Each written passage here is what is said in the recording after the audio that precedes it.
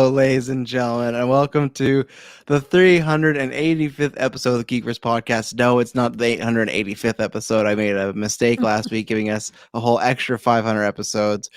I am the not ready for the week, Tress. Now, I guess it's coming out on the Monday for people that listen to it on podcast feeds, but I do not want the weekend to be over, and I'm joined by. I am the news anchor, Jessica. I am the.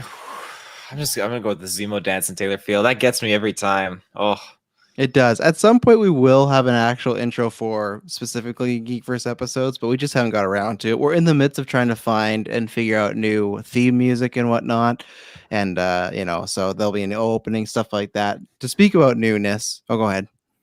When I joined in today, Taylor just had that playing in the background. I thought I was late to the cast because it was already him just sitting there dancing, and I'm like, well, what's going on? Are you listening to that in your real life, Taylor? Like when you're I do. It's so good. I love to just turn it on. Again, his dance moves is just finger spinning. He's just I want to aspire to be like that. Not the homicidal killing soups kind of thing, but yeah. You don't want to go down that route. No. Taylor Field, where can they find us on the interwebs? Ladies and gentlemen, you can find us with your internet connection in the search bar. GeekVerse.ca is our home base. GeekVerseCast is our Twitter, and GeekVerse is our Facebook. Be sure to check out our Facebook because in anticipation of next week's review for Mortal Kombat, we're doing a Mortal Kombat fanbase community poll popping off on our Facebook. And currently, we just entered into the Civil War round, and it is Liu Kang, Sub-Zero, Noob Saibot, Shang Tsung, and Shang Tsung, and there's one more. I can't remember the fifth one, but it's basically they're all pitted against each other, and Shang Tsung is not doing good. I don't think he has any votes. No, I voted for Liu Kang because I really like Liu Kang, but I thought he might because there's Sub-Zero, who I know right now he's in the lead, but not actually by that much. But I thought, okay, Sub-Zero's going to do well. Goro will probably do well because he's a weird guy. Goro, yeah. Yeah, but Goro's actually, I think, second last. And yeah, so I voted for Liu because I like him. I want to get him some votes. And yeah, Shang Tsung is 0 votes at the farthest time as this recording. So that's not, I thought he'd be up there, at least top 3, and the fact that he's in the bottom, not a great sign for his future endeavors here. So if you don't want Shang Tsung going away, get him up there. So yeah, I'm gonna quick fire some stuff because we got a busy week coming out. We're doing this newscast a little earlier this week because we have, so this is coming out the Monday. Me and Taylor check out the podcast network, Geek Ultimate Alliance Network, 7 days a week, 9 shows. The hosts over there, because of work and schooling and whatnot, they're very busy, so they're gonna take an hiatus. And I said, you know what, let me host it. And, Travis like, okay, I'll find you a great guest host. And then I find it's Taylor Field. So, you know what, not too thrilled about that, but we're going to hold it down. We got some fun stuff to talk about over there. And so me and Taylor are doing that. And then I guess this week it'll go live for you guys, but then it's going to be happening later on is you guys are going to be recording the Harry Potter Chamber of Secrets retrospective, which is that's going to be good. I love me some Tom Riddle, I love that reveal. Doesn't make sense when he spells out his name, not necessarily. Lots of letters there, but he makes it work. But that should be on Patreon by the time you're listening to this. If not, it will be in the next few days or so, the very first one. And that's not going live for the main feed for maybe not over a year. Decades. Over a year. Yeah, a decade. We're waiting until they do Cursed Child or whatever. We're not releasing until then, but it's going to be on Patreon for a while. So it's a perk for you guys. Then Falcon Winter Soldier's finale will be happening. We'll be doing that. And then I keep forgetting is Mortal Kombat's happening. We're going to be reviewing that, I think, on the Friday, which will drop on the Saturday. I'm not sure when it drops for us. We don't know what the deal is. So we'll figure that out. And then finally on Saturday, we have joined a Rocket League Extra Life tournament. There's a bunch of games like Among Us, stuff like that. They're giving out $250,000 in grants. The most you can win at Rocket League is $5,000. So right now we have 2 teams. We got Clinton and Briggs, who were, you probably know from GeekVerse Gauntlet. Briggs used to be on the podcast, and then Taylor and Kirklin. I may play if Dylan wants to or is available. So there might be 6 teams. Me and Dylan will get pretty much bopped, but just help the chances. So, but what we're going to do is for the people that aren't playing, or if they're taking their break from playing on Saturday, we're going to stream the whole thing as far as watch longs and whatnot. So we're going to make this like a big sports event. We're going to tailgate. We're going to have some fun.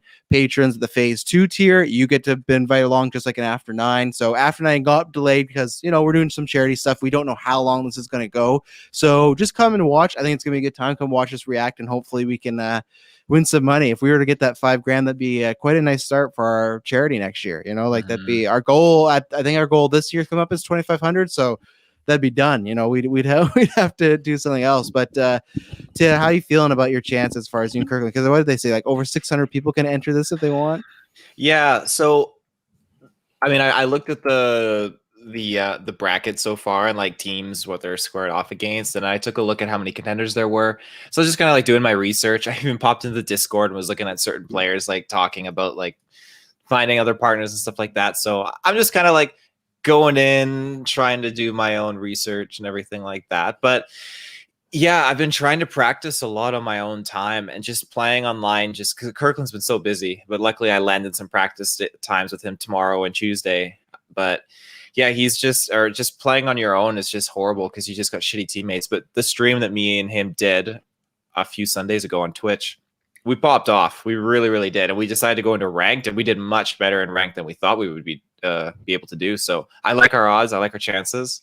If it comes down to like we're second place, tied for first, go up against Dylan and Clinton, like that's gonna be fucking horrible. But no, it's not. Then it's just because the winnings are pretty good. It's like if you get to 16th place, it's $500, and it goes up from there. So that's pretty good. I'm going for I want to win. I'm like nothing less than the top amount for the kids. Oh, of course. So yeah, we're gonna be as far as Twitch streams this weekend. I'm gonna go on a limb and say there probably won't be one because during the middle of the week, I know Taylor and Kirklin. I'm probably gonna join just to train these guys. We're gonna do a Rocket League one, try to just do training before, so we'll stream that, and then we're gonna be streaming. I don't know how long the tournament's gonna be on Saturday, but I feel at least a few hours. So I think the Twitch stream there'll probably be a break this week, but we're streaming 2 other times, so you got that going on. If you like what we do on Twitch, use your Amazon Prime subscription and head over there and give us that. It takes us 30 seconds and helps us put something in our pocket. Jessica, if you're free, are you gonna join this tailgate? You're gonna watch along and whatnot, grab some snacks. You guys are always in the podcast, so this is the prime time. This is a sporting event, but they're in it. No, well, to start off, no one asked me to be a partner here. Like, what the fudge, guys? Have you ever played Rocket League? Yeah. Have you? There you go. Yeah, I have it on my Xbox. Yeah. Yeah, you're right. If Dylan does it, I'd be down. Me and Jessica would get fucking destroyed. Yeah. You'd bop us. It would guarantee you one more space up. That's the only thing that I think is a good thing is like if I play at Jessica or play at Dylan, the only good thing is you guys can watch those people play us and kind of get their place. Like if we didn't play Clinton Briggs, we didn't play you and Kirklin, you could watch and study these people. Like, okay, if we verse like Marshmallow Boner and Kids Galore, like how do they play? So that's why I'm fine to take the L if it gets you guys more information. And I'm down if you want to. I think the problem is because I talked about this with Clinton, it starts at 1, but we don't know the brackets or anything. They just said it starts at 1, so you don't know when you're up, you don't know when you go, anything like that. So I'm down if you are. You gotta make sure that she'd have to register because Dylan needs before the 21st. Dylan needs to give you an answer before the 21st. Maybe I'll hit him up again tomorrow. I'll be like, hey, we need to know now because I haven't registered either. Because I wasn't gonna register and then get paired with some rando and be like, I'd get paired with Marshmallow Boner and I'd be like, oh no, what are we doing here? So yeah, we'll figure that out. I've played it a few times, but I haven't played in ages. So that's what we're doing. So even then, like I said, if I lose right away or I'm not playing, I'm going to be on the stream hosting it. I'm just going to watch along and you get to see us. If we could be recording us live on air, winning $5,000, you're going to see me popping off. That's me, and it all goes towards the kids. And I'll probably try and see on our YouTube if we can add a donation link because you can still, I think, donate to BC Children's Hospital anytime of the year. So you can do that and add anything else. So, and we'll do some fun. So if we have some patrons on, we'll talk about some news while there's breaks. It's GeekVerse. There's always some madness going on. So I don't think I've missed. Oh, there's one more thing. Jesus, I know I can't wait to get a review. Oh, the plugs. There's so many. If you go to the podcast before this, there's a bunch of details as far as new content coming in 2021, but just kind of the rest of the years. We have 3 new feeds. Those 3 feeds are the GeekVerse News, the Retrospective, and Reviews. Go listen to that podcast, but those are pretty much when we put out a review. After we put, like, let's say Mortal Kombat, that's going to go live on this podcast stream first, and then it'll go to the reviews feeds. We're going to put classic episodes up there. We have some details about GeekVerse Scotland coming back. Obviously, restrictions are still up, so we can't do that, but we have a thing called GeekVerse Scotland Club, which we're going to be doing game nights, like just random stuff with the patrons, so that's going to be lots of fun. And yeah, just some other details, what we're doing as far as content-wise, so it's lots of good stuff there. I think it's about 12 minutes, but just gives you a rundown of what you can expect and how you can support us. So Anything else? Anything random we got to shout out before we get out of here? Anything? I would just like to ask, how come we still have the good old Cap shield? I don't know Well, actually. Oh, what's that doing Taylor, there? what's going on?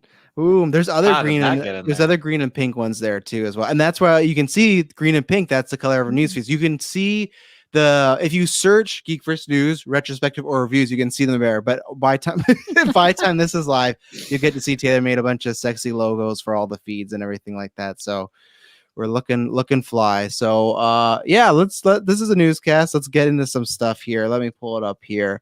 I want to talk about this Wolverine news because you guys know I'm a big Wolverine fan, but this came from like a C, not a C plus tier, but like a C tier. So it's in the C category and whatnot. But the reason I want to bring this up is because when I was hosting Marvel Alliance months ago, there's this guy named Daniel RPK. He's like kind of known in the Scooper community. I'd say he's like a C plus guy. And he had put out when that Chris Evans news broke that he said like, oh, he had heard the rumors are like it might be for this, might be for that, and it might be him appearing in a Wolverine movie, like a movie in the past.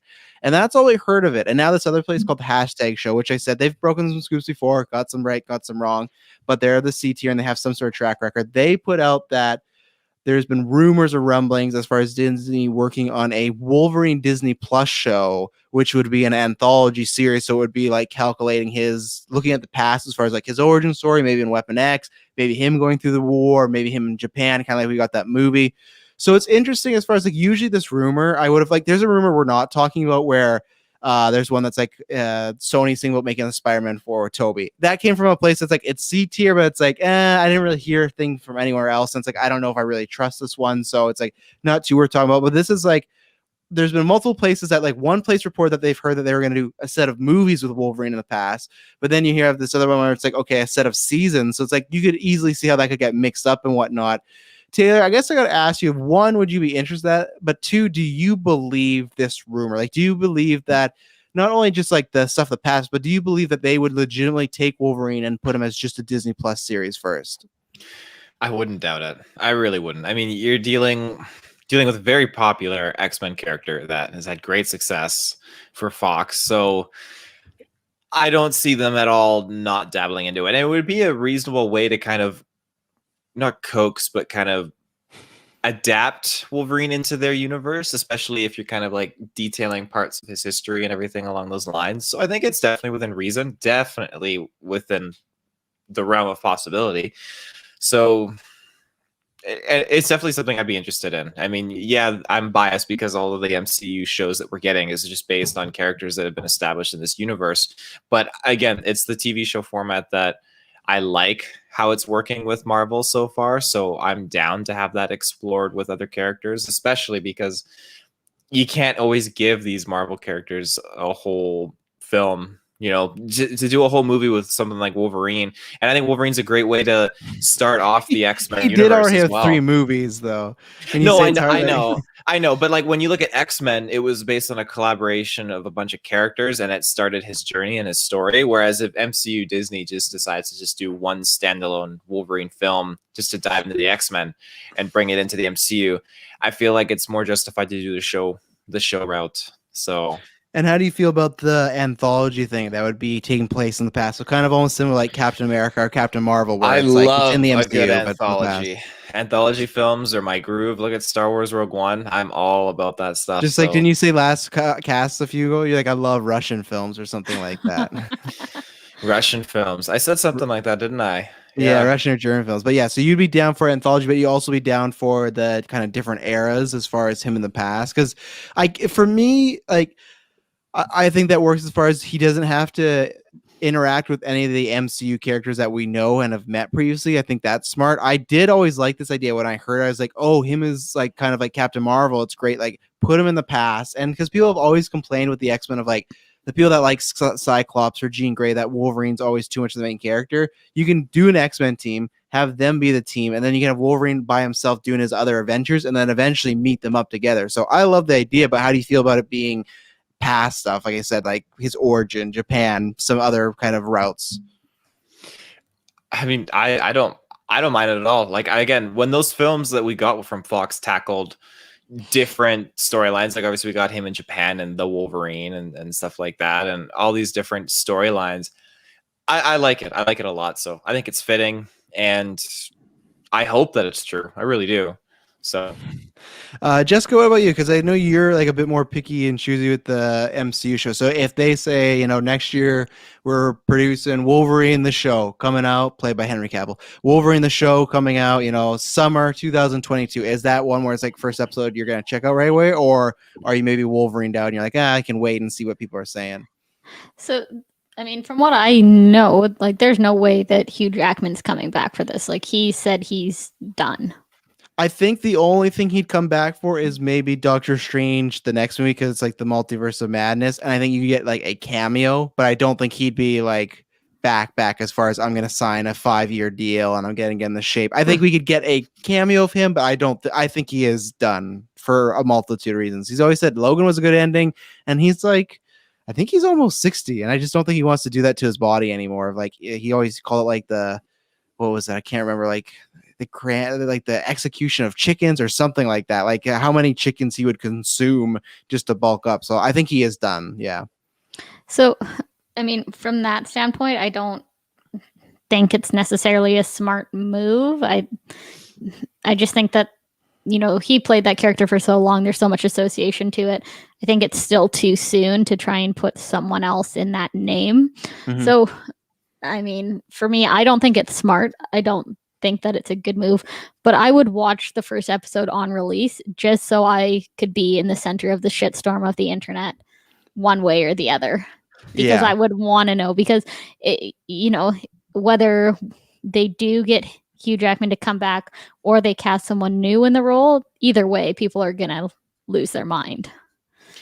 Like, what do you think in the time we've been alive, what's been the biggest, this actor played this role and we have a new actor playing it? Like, what was the biggest, like, for me, and I know I'm biased because of like what I like and stuff, for me and my childhood, I think it was like when Jack Nicholson played the Joker, and then it was Heath Ledger, because everyone's like, Heath Ledger's gonna suck, he's not the guy. But it's like, I'm trying to think of like Bond's not really that way because they replace him every time, so you kind of expect that. But I'm trying to think of anybody that was like, oh, they replaced this person, it's new. And I feel like this would be the biggest one, because he did that role for 17 years. He started in 2000, he retired in 2017. So like, that's a long venture. But I'm trying to think, racking my brain of a recasting or something like that.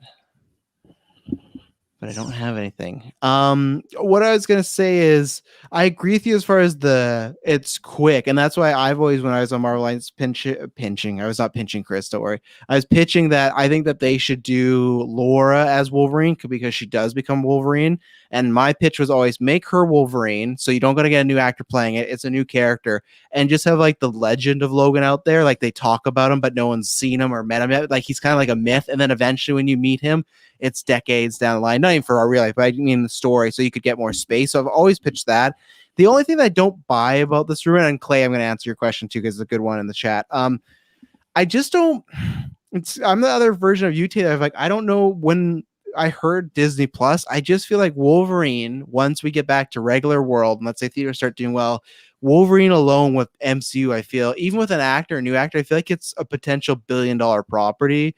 And the fact to put on Disney Plus is like, true, that's lots of subscriptions, but it's like, I just feel like he's such a big character. When I saw it, I was like, I just don't know if I buy him being on there. I like that format of, you're gonna get 6 episodes of this Wolverine on an adventure, and I like, these are minor spoilers for Captain America or Falcon and Winter Soldier, but like, they've introduced that the government was doing things, and there's people like Isaiah Bradley that they experimented on and like hid away, right? So you could easily say like, oh, how is Wolverine, how hasn't he been around? Oh, well, he was a government experiment. Technically, he spawned from the super soldier serum. Like, that's why he's Weapon X. He's 10th project in that thing. So you could say he was another project that the government like hid away, and that's where he's been for all these years. I don't know what that does for mutants, because I still don't know how I feel about if they ever be like, yeah, the X-Men have been here the whole time. And I just like, well, where were they? Like, where was Xavier when Thanos was popping off? Like, that's never sat right for me. Like, Xavier was just had all this mind control and didn't do anything. But Clay has a really good one. I like that. Will Smith as the genie. That was a good one. I feel like that was one where people are kind of like shitting on. And you can go back in newscast. I was very positive on, because I thought he was going to kill it, and he did kill it. Ben Affleck as Batman. Yeah, but I don't know if that was a recasting thing. I think that was maybe just like people did not like Ben Affleck in that role. But you're right. People threw a shitstorm over Ben Affleck as Batman, so I can't say you're wrong. See, but the thing about DC things, like Batman, they recast so continuously. Yeah. You get 1 or 2 movies and then it's a recast. It's not like a super long standing thing. And the same with the Genie. I mean, the controversy over that was Robin Williams passing away and them not wanting his like memory sullied. So it's the same thing as, when Heath Ledger passed, they didn't just recast the Joker in the next movie because they didn't want that to be a controversy there. So, well, I can see where Clay's coming from. I do think that both of those do have it's more not a long-standing cast change, but a controversy for other reasons. Yeah, different circumstances and whatnot. What about you, Taylor? Do you agree with things, or have you thought of anyone? For you, it's gonna be Ghost Rider, right? Like when they recast Ghost Rider, you're gonna throw. Recasting Ghost Rider is definitely up there for me. The number one thing for me that would be like, I'm surprised they haven't done it, but I could see them doing it down the road, is if they do a remake of Jurassic Park and were to recast Dr. Alan Grant. I mean that.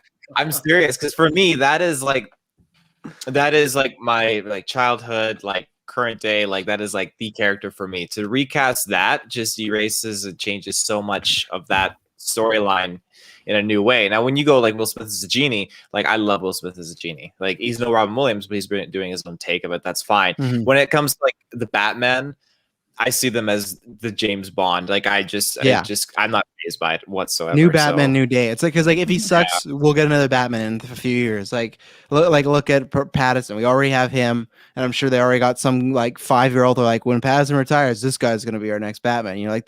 I thought of one that obviously it hasn't happened yet, but when it does happen, it could have that same effect as maybe Indiana Jones when that happened. And honestly, like, I think it had the effect a little bit after, not for everybody, but even like Han Solo, where when he was cast, people weren't mad, but I feel like after the movie, people were like, "Oh, that was a big mistake. Like they shouldn't have done this." Like he just didn't. Well, you're right. I don't mind though the whole the Solo recasting, everything like that, because again, you're doing something that's like a prequel. It's still within the same realm, and it's obviously a younger person spaced out by like 50 years, right? So yeah, I mean that makes sense as opposed to a total remake. I guess. Does that mean then if they were to do this Wolverine, like we were talking about, as starting way in the past and hiring some 20-year-old kid as a young Wolverine, you're more okay with the series then? Well, I'm okay with it. Period. Like I don't have a problem with them recasting, but I mean, like, care. No, it could be Danny DeVito and he's in. Yeah. Oh yeah, I saw that. I'd be. It's like Batman for me. Like I'm not super crazy about it, but I do have heroes that I don't want to be recasted.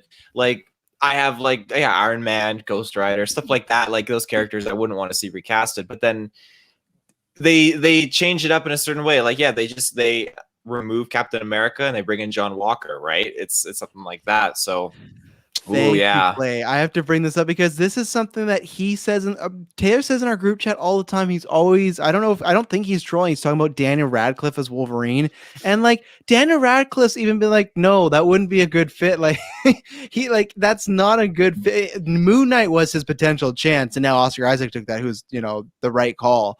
But like I think Daniel Radcliffe will pop up in a Marvel DC movie. I think they just got to find the right role, and I almost think he would prefer to be a villain or anti-hero type character. I don't think he wants to be goody two-shoe and stuff. So I just have never seen that Wolverine. Like I've never seen lots of people shout out the Daniel Radcliffe as Wolverine. I don't see it. I really don't. Like I don't understand. Like I said, I don't care. People bring up he's tall and stuff like that. Henry Cavill to me is like, if there's a lot of tall people.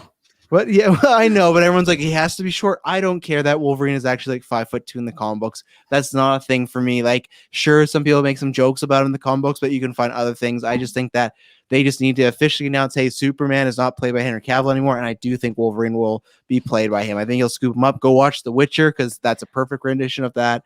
And Clay, I'll say that we'll have some whiplash when they recast Superman, now that he's done his like however many movies and Justice League and Snyder Cut. And I don't think so this one, because I think the rumor is they're gonna go like the Val Zod or what, like the Black Superman, so they can be like, well, he's not playing Clark Kent, he's playing he's playing Superman's cousin or like Zod's cousin. So, but there will definitely be a back. Anything that's Snyder Cut that's not that's not going forward, people will be upset, I think, for a lot of people. So, all in the game, I'll answer yours in a second. But Fanboy Clay says it all depends on what Disney's attempting to do with the X-Men. Will they build up the universe or just take popular characters to put them in the story? I really think they will do the X-Men. I don't think you're going to do... I know people have pitched it. I don't think you'll see a Cyclops movie. I don't think you'll see a Gambit movie. I think you'll see certain characters like that, or maybe Disney Plus shows. But I do think they will... We want the X-Men. This is our Avengers. And I think they'll try and focus on new characters. I've always said, no matter what happens, I don't think Wolverine will be in the first X-Men movie to a huge role. Maybe an end credit, but I think they do want people that love Scott Summers, that love Storm, that love Beast, that actually want them to get showcased. I even sometimes question about Xavier and Magneto, if it's like, do they even want to use them again? So what about you, Jessica? Do you think they will do starting off with a team, or do you think they could... People have theorized that they do maybe like the Avengers, where they like, here's your Cyclops movie, here's Wolverine, and then they bring them all together, or they just kind of cherry pick characters. What do you think is going to happen when they actually bring them in? So I think that Disney is smart, as they do build up and lead to things. So I think for them, it not only is it smart, but it's what they do is to generally kind of, like you said, kind of create those backgrounds and those stories and lead up to a bigger movie.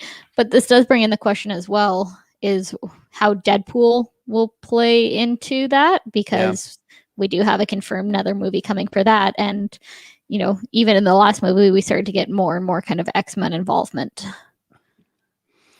Yeah, I really don't know how, because I always thought that wasn't going to happen until after X-Men, but they've at least announced it. We don't have a date, but Taylor, what about you? What do you think their grand plan is for X-Men? Do you think they're one character at a time, or they just, here's the whole... Because, like, obviously they didn't do that Fantastic Four, but they have said, hey, they're doing a Fantastic Four movie that's coming out, I think, 2023-ish, a couple years. It's going to be, as far as I'm concerned, the same way they do they start off with the MCU. Again, I know it wasn't Disney that started the MCU, it was another company, but I feel like they're going to start off with one character and they're going to build up from that. And I mean, it just makes it easy. Yeah, do your Iron Man, then do... Well, I guess they started with Hulk. No. They start with Iron Man. Yeah, do Iron Man, then Hulk. They start with Iron Man, yeah. Yeah, do your Iron Man, do your Hulk, do your Captain America, do your Thor. Build like your core stronghold of these characters that are pivotal to the X-Men storyline. So yeah, do like Jean Grey, Wolverine, Cyclops, Beast, you know, all these characters, and then roll from there. Did I say something? No, I just got Jessica's meme and I was quite disturbed by it. Family, I would it just was a deer up to a dead deer and looking like Bambi. Family says I would love to pause the Avengers films for like a year and build the X-Men and integrate them within each other.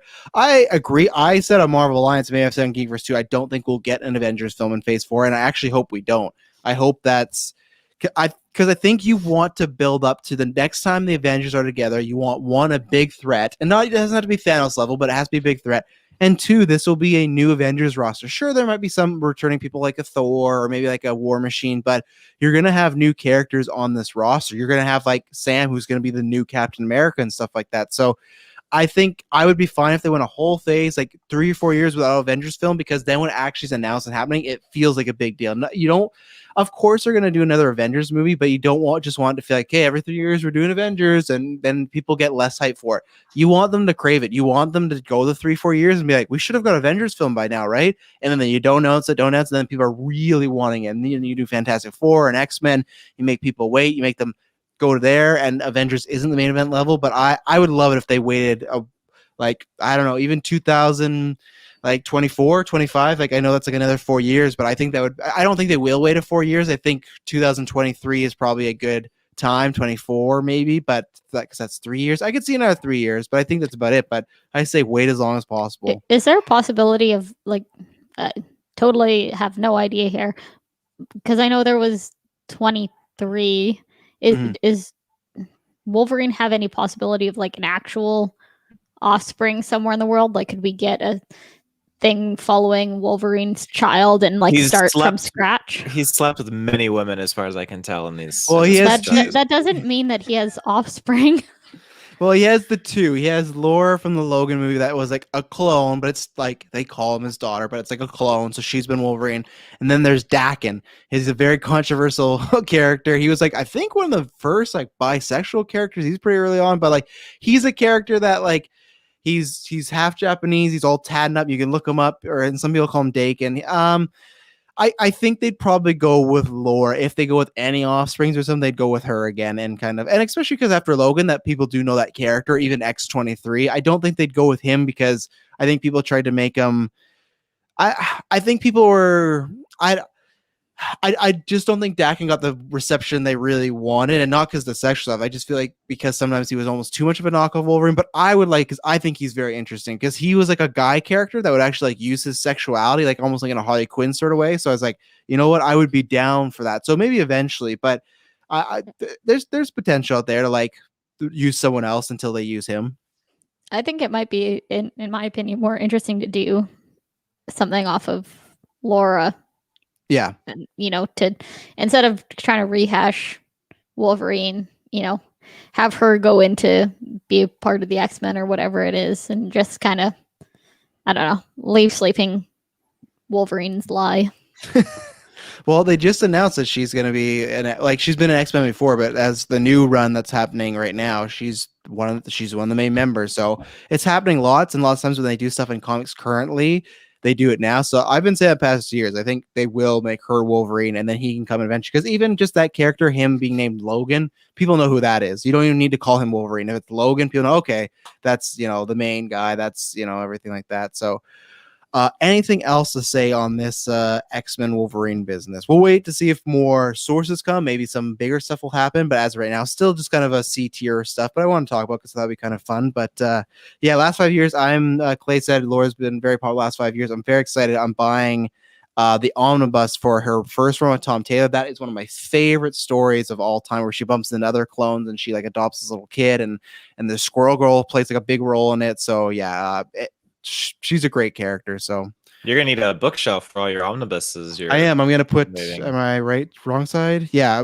I won't have many as Jessica because I'm dumb. I don't read as much as her. But like, I'm ready. I need pictures in my books. But like, yeah, back here. No, I'm on the wrong side again. Fuck.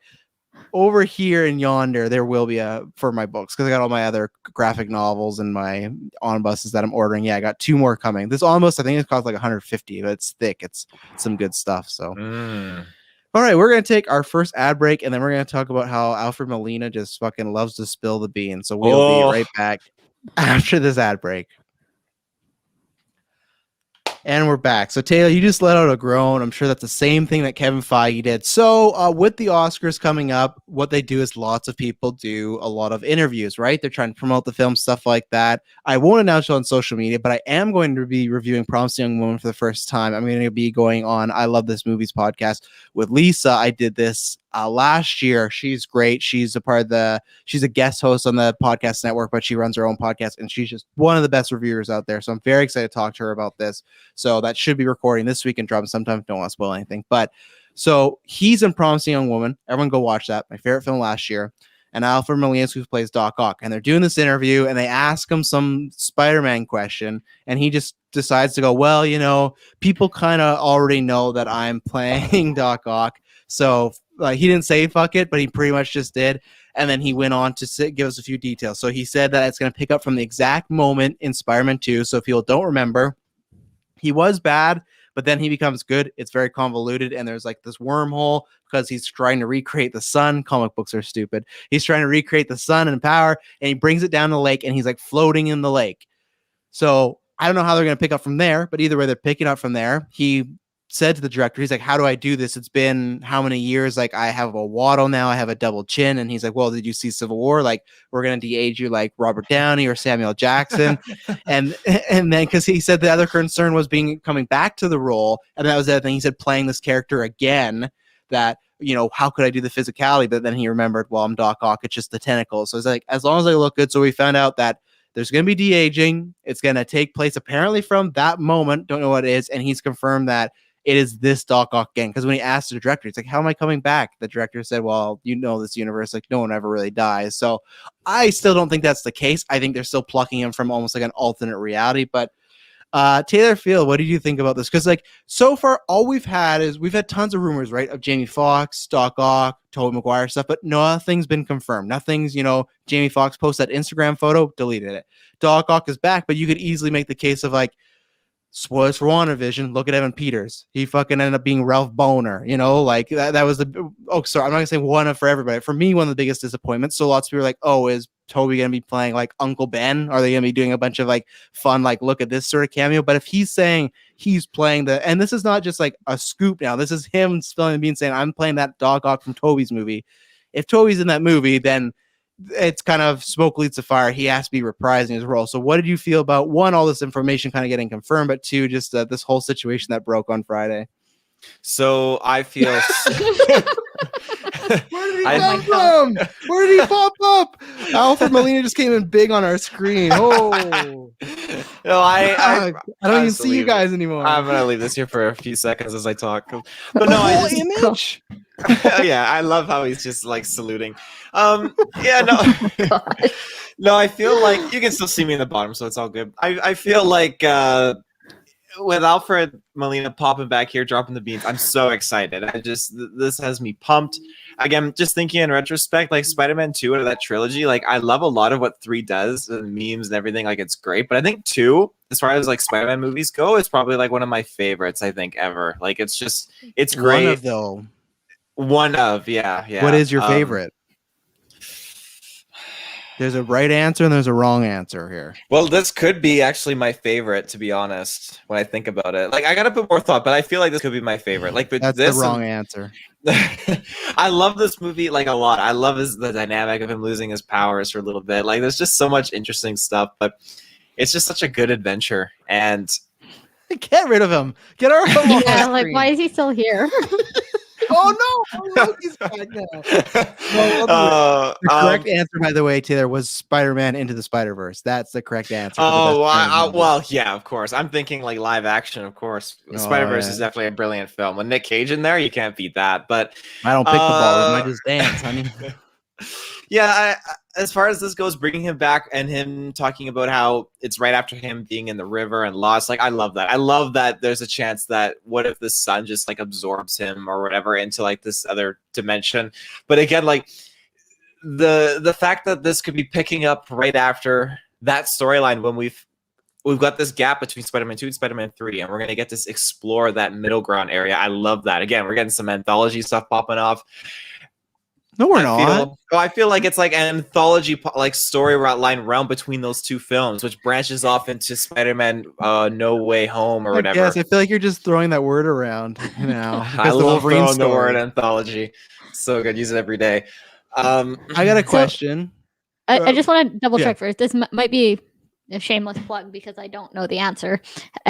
We haven't done retros for all the OG Spider-Mans, have we? We will, and those will be we did a long time ago, me, Kyle, and Dylan, and those will be put on the retrospective feed later on this year when Spider-Man comes up. They'll be put back in the main feed. So we did a long time. But when COVID's over, we're gonna do commentary tracks for we have 4 left. So hopefully we're gonna try and do them when not COVID's over, but restrictions are better, cases are better, because those ones were really fun. All we've done so far was the first one, but we got to do the 2 other Toby ones and the 2 Garfield ones, and those are just for the patrons. But we have talked about them before, long time ago. It was like year 2, I think, of GeekVerse. Yeah, because I mean, obviously, you're gonna have to, or you don't have to, but you're gonna want to rewatch to find out exactly where this is coming from. Oh yeah, I told Emily that she was not thrilled because she does not like those Toby ones. So, and she probably hears me. She's like, "I always hear you trashing me." I'm not trashing you, but no. I love them. I think they're like, for some other people, they're too cheesy for her in that case. So, I wouldn't even say like they're necessarily cheesy. I think they were so ripe for the generation and the age. Like it was like such a solid foundation of a superhero movie for what it did. And I love them. Like other than the third one, I still put those both over the Andrew one and over the Tom ones. I think Tom Holland's a better Peter Parker Spider-Man, but I still enjoy the Raimi movies more. Just I like the characters more. I like the depth more. There's just to wrap up my Analogy, not Anthology. analogy. Yeah, my anthology. So with Alfred Molina coming in here, like I'm curious, is he going to stay as a hero? Is he going to turn to a villain? How's he going to interact with these characters? And to me, the way I see it is, we have. I feel like Toby and Garfield are 100%. Like there's no way you cannot. I don't see Sony. Well, actually, I do. Sony is likes to play the fuck around gang, so I could see them like, we're gonna bring in Electro and Doc Ock from these other two universes, and that's it. I mean, it would just be super awesome, but I'd be super fucking pissed. But at the same time, like, you gotta have the Toby. Like this could be huge. If Sony wants to just shoot up and just like, be like top tier. I'm telling you right now, they want to be up there at the toppest tier with Disney and MCU. They need to definitely make this still happen. An MCU movie though. Like, it's still produced by Kevin Feige. It's still I know, but like there's no way that they would be able to pull the strings to get Toby and Garfield back with these other Spider-Man Sony villains without Sony helping. It's definitely a collaborative effort. So yeah, like I would definitely put so much happiness and faith back into Sony for this. So I'm hoping.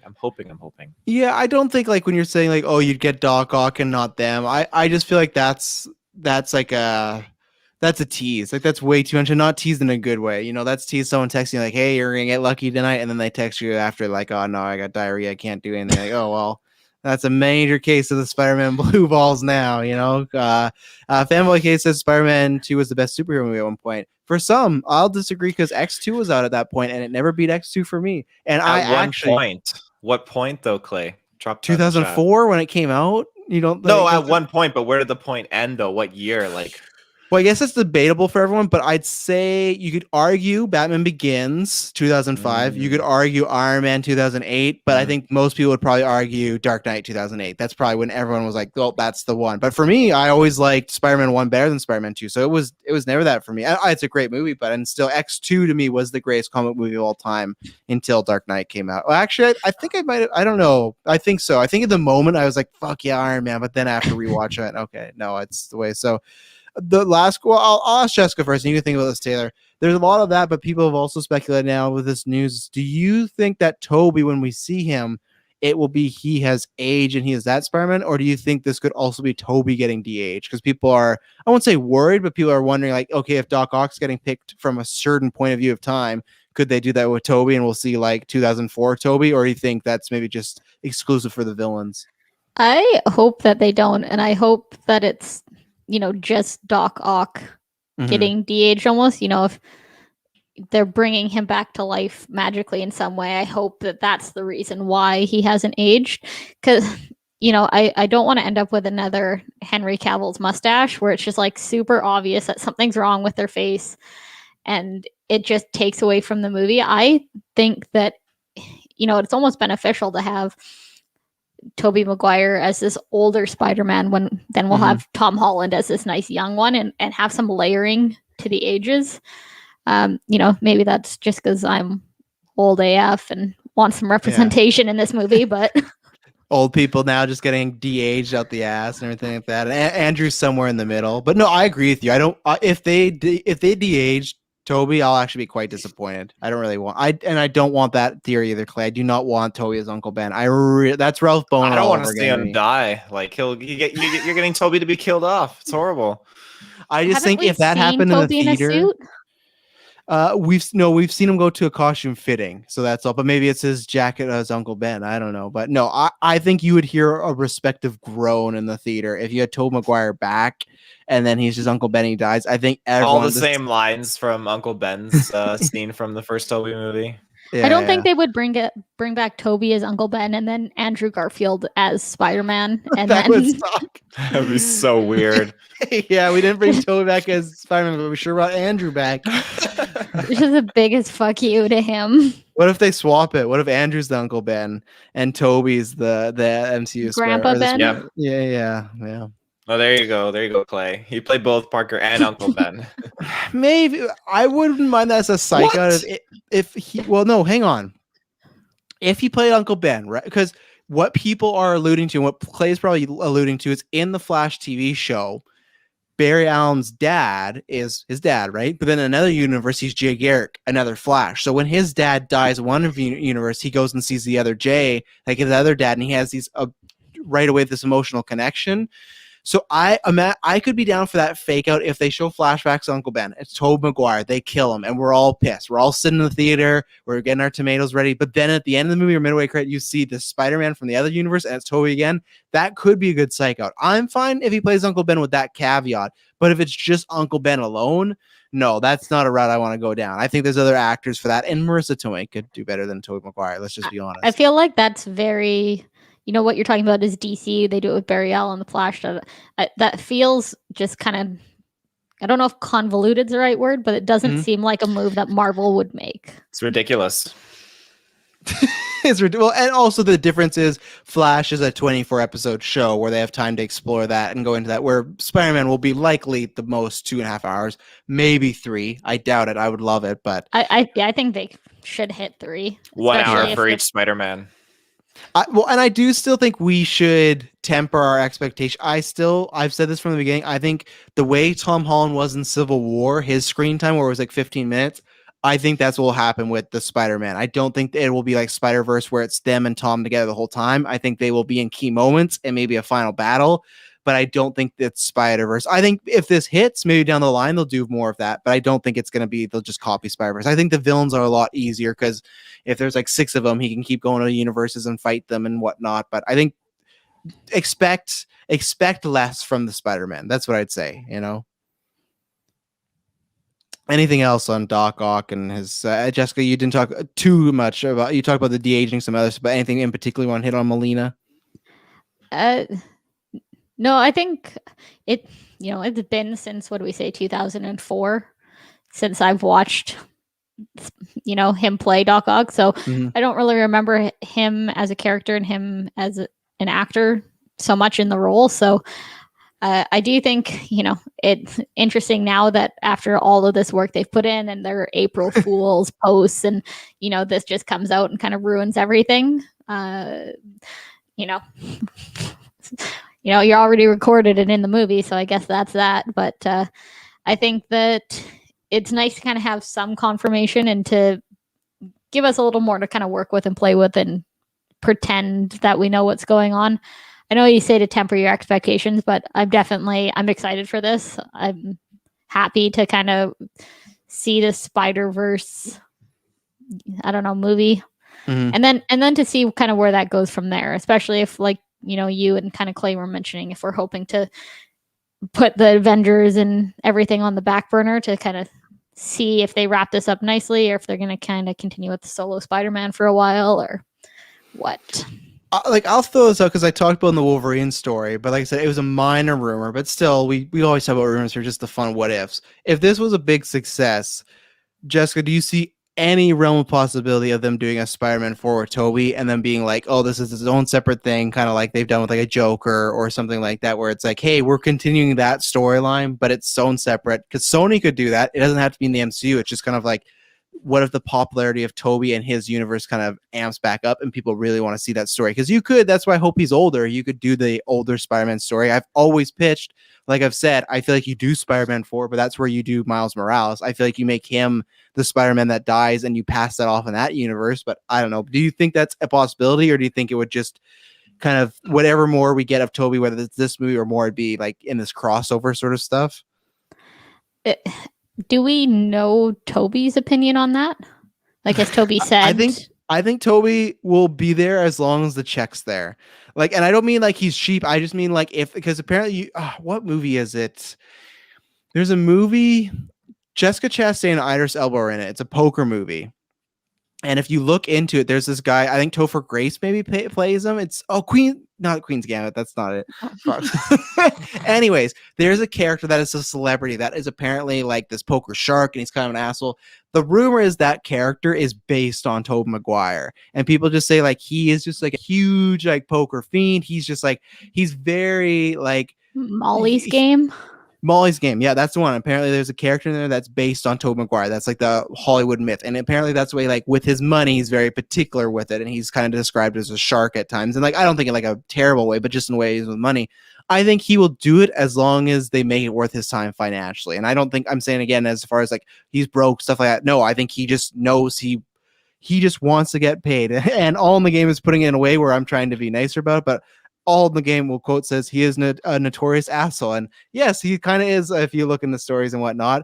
But that's the thing where I think as long as they'll pay him, he'd do it. I really do. So, I mean, honestly, I would watch it.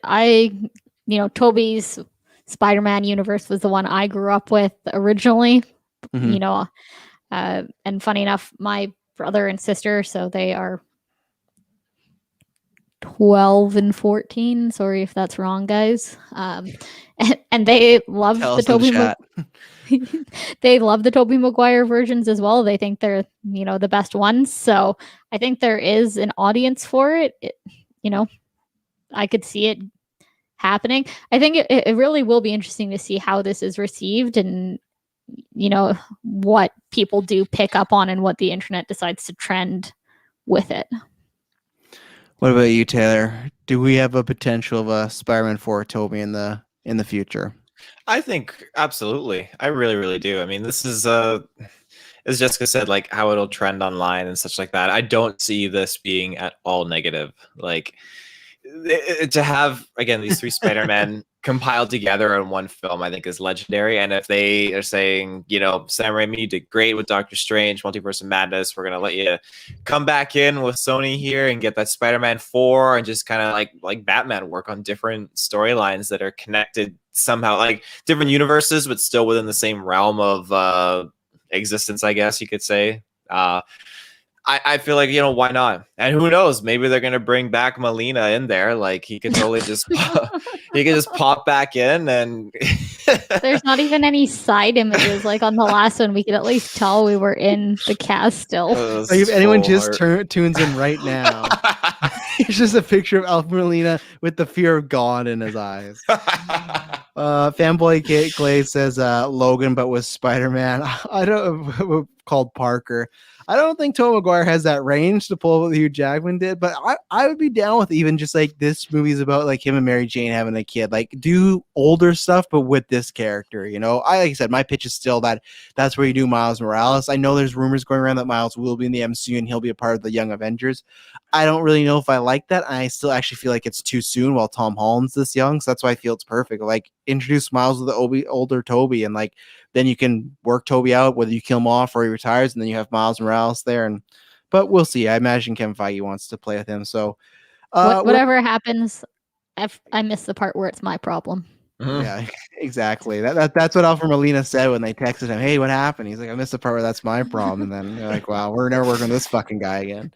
We're going to take our last ad break, and then we're going to quick fire some trailers and talk about the circles. We'll be right back. We're back. Taylor, let's start with Army of the Dead, because you were given a bunch of praise. So we got Army of the Dead, Jupiter Legacy, and Fast Furious 9. Army of the Dead. Are you excited for this? This comes out May 7th. I think we'll probably do a retrospective for Dawn of the Dead, which is just one movie. It's the Zack Snyder zombie directed movie. James Gunn wrote it, so we'll probably do that. But are you excited? Because we know zombies are in your wheelhouse. I'm curious now. If we do a retro, would it be the extended or just the regular theatrical for Dawn of the Dead? We can talk about that off cast.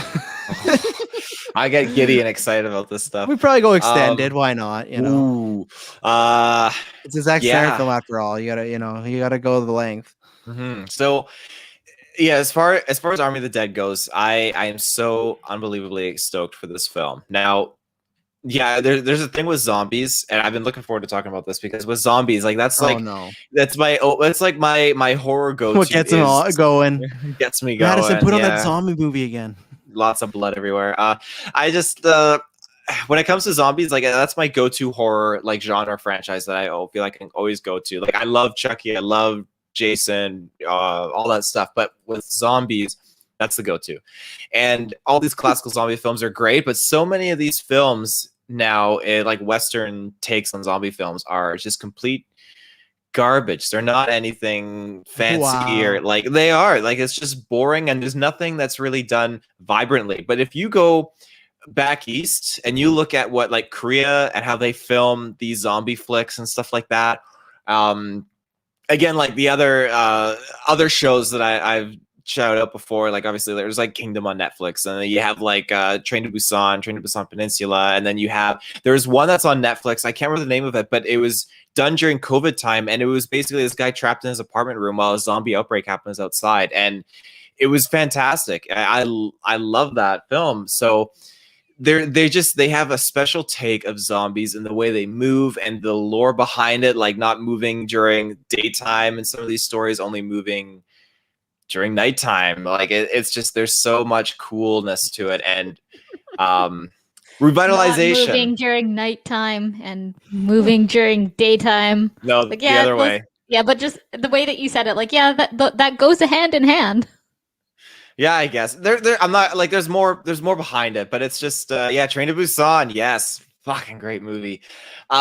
There's just their take on zombies is so different from the classic way that we do it in Western culture. Like it's fantastic, it's fresh, and it's scary as fucking hell. Pardon my French. Now, Yes, when you we've look been at known to be pretty PG on this podcast. very much so. When you look at this film, Army of the Dead, post-apocalyptic, going into this like quarantine zone, Vegas, yeah, just looks fucking fantastic because the zombies are not your just classic style Western take. They are advanced, they're tribal, primitive, and just it's bonkers. Like, and I love that this movie has the Suicide Squad element that I feel like is I don't know what the proper word is. It feels like Suicide Squad, and then it feels like we're getting, yeah, just that like zombies, and we're getting some crazy quirkiness added into it with these characters. So it's just fantastic. It truly is. We're getting zombie animal variants, which is something that I've always wanted to see more of, because you usually get in low budget zombie films and it's just bullshit. So to get it like in this case, it's great. These poor people just trying to make a film, and Taylor's like, bullshit, you know, trying to make these animals. Fuck you, you know, no zombie animals unless it looks pristine. $200 million. It's gotta be at least pristine, yeah. But no, like it's just, oh my god, the trailer was fantastic. That's all I can say. The song choice was great, just to represent, and I love how it shows we're getting pre-apocalypse, where it looks like the outbreak is just happening, and they blow up Vegas a little bit there, and then we're getting like obviously the post, and it's cool because you have a world where the economy is still supported by like the American dollar. So obviously this was nipped in the butt real quick, this apocalypse, and they're back on track. But I'm curious because I see this as a spiritual successor to Dawn of the Dead. Yeah, I truly do. I see it 110% in the same realm and bubble. But, and I know we'll talk more about this after, but the fact that he's already got the green light to go ahead on his prequel, Army of Thieves, like I'm so excited. Like this gives me so much excitement in what he's doing, and I hope other zombie directors can follow his lead. don't forget Batista. Give me what I want. He's in there. Give me what I want. He's in there. Because they announced there's that, and they've the prequel film, but they're also already doing an animated film too that I think is a prequel as well. Wow. So Netflix is very much in the Zack Snyder business, and I think it makes sense because whatever you feel about Zack Snyder, his name is becoming very popular and very kind of like a topic, right? Whether it's love, hate, controversy, it's there. But Jessica, before this cast, I thought I had heard you say something about this being a little too long, this trailer. So what did this get you excited for May 7th?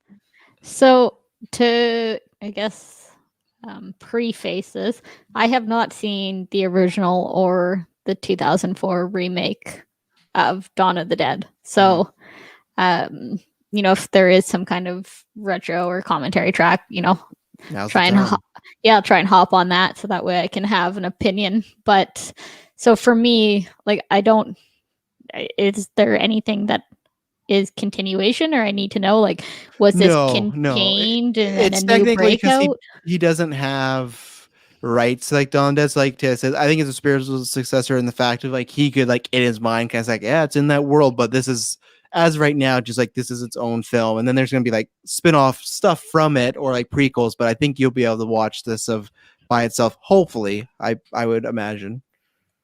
So yeah, so I mean that would be nice because I think, I mean, 2000.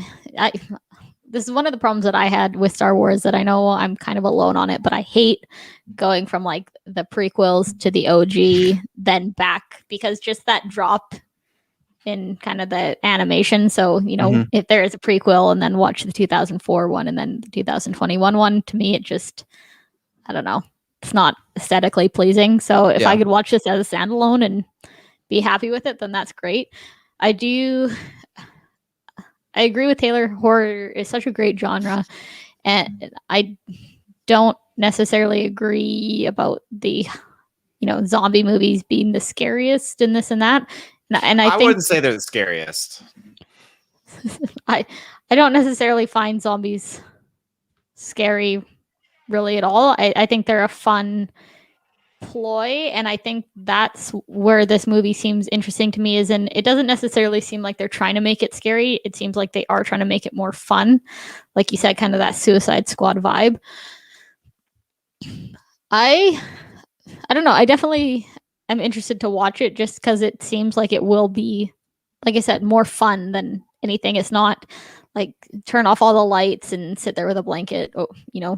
It's okay, I'll grab some popcorn and hang out and watch this zombie tiger try and rip people's face off. So I don't know. I'm definitely interested in it. I think the trailer feeling long is just not knowing if I was supposed to be connecting this to something that had already happened, because they're trying to, like you said, continue that name, but is it a separate entity? Is there connections that I'm missing? Oh, and also I think people have looked at Netflix. I think the runtime is like a 2.5 hour movie, like it's like 2 hour 36 minutes. So it's like, classic Snyder. He's gonna make a long zombie movie, but all in the game point that sounds like zombies, more Snyder's wheelhouse, and superheroes. That's obviously who you ask, right? There's people out there that think all his DC work is like the best of the superhero genre. I have been wanting this film for a while because since 2012, Man of Steel came out in 2013. All he's done really is superhero stuff. Man of Steel, BVS, and then Justice League. Luckily, Justice League came out. We all saw that. Pretty much all of us liked it. Go check out the review. And I would like more of that, but I'm not like everybody else that, I do want more Snyderverse, but I'm also not going to die on the hill and be like, screw DC if I don't get anything else. I'd say screw DC for other things. They're planning their treatment of cast and crew, but if they don't want to continue Snyderverse, that's their prerogative. And we've seen stats that support saying it did really well, and we've seen stats saying, hey, maybe it wasn't as big a hit as everyone thought it was. So we don't really know. Streaming services don't really release numbers and whatnot. So that's up to them. And if they feel it's not a viable option, then they're not going to do it. But I remember after BVS, I was like, I just want to see him do something again that's not superheroes. Now, I'm excited for this because he's going to make this a spectacle. It's going to look great. It's going to be a big actioner. Like, it will be kind of like a popcorn flick, but I think he'll add some character in there, which he always does. So to me, this is not completely new because it's something he's done in the past. I want to see something like when he's talking about this King Arthur movie he's talking about, or there's another movie, I can't remember, it's Horse something, where it's like a character piece. Those are ones I'm more excited for because I want to see him do something new, but I am excited for him to do a genre that he did over a decade ago and now do it at this point in his career when he's learned so much and done so many things. So I think the trailer looked really good. I'm excited for it. I'm not like amped, like I'm not gonna be like, oh man, midnight, May 7th, but like when it pops up on Netflix and be that Friday, I'm like, you know what, I can't wait to watch this, and I think it'll be a fun review because I think Snyder's movies, no matter what you say, are always like, there's always a talking point because like there's like even like all the games saying right now, what percentage of it will be slow mo? Even right there, like Zack Snyder, he's like a Nolan in a reverse, where I think Nolan has all this praise. Zack Snyder, I think, is getting more, but he's just a name that creates controversy either way. And how much slow mo? There'll be a lot. There'll definitely be. Obviously, it's a little not as much because it's not a 4-hour movie, but definitely there'll be a good portion of slow mo. If you like slow mo, he's gonna give it to you. Well, and I think right now he's at the point, like you said, for the past however many years, all he's done is superhero movies. So, I've looked this up before and I forgot, and I went and looked again. Like, I forgot that he did 300 and things like that. So, people have just created that association with him right now, and he's got to try and break out of that again. Yeah, so May 7th we'll definitely be reviewing that because I think it's gonna be a fun one. And yeah, anything else, or we want to talk about? Let's talk about this Jupiter's Legacy because that's on Netflix. The only reason I brought this up is because I am a big fan of Mark Millar. He's a guy that wrote, as it says, Kick-Ass Kingsman, but like tons of comic book strips, like his strips. I don't know why I call them strips, but like storylines, whatnot. Like Civil War, like was his brainchild. He wrote that. So like he's written lots for Marvel and DC. He's a popular writer. And it was a few years ago. He has this now separate company called Millar World or Miller World. We don't know how to pronounce his name. I think it is actually just Miller. He started his own company, created different comic book characters, properties, as that's how it happened with Kick-Ass, Kingsman. Now he has some other properties that weren't bought by their studio. So he made some deal with Netflix that they're going to make movies and TV shows based off his properties.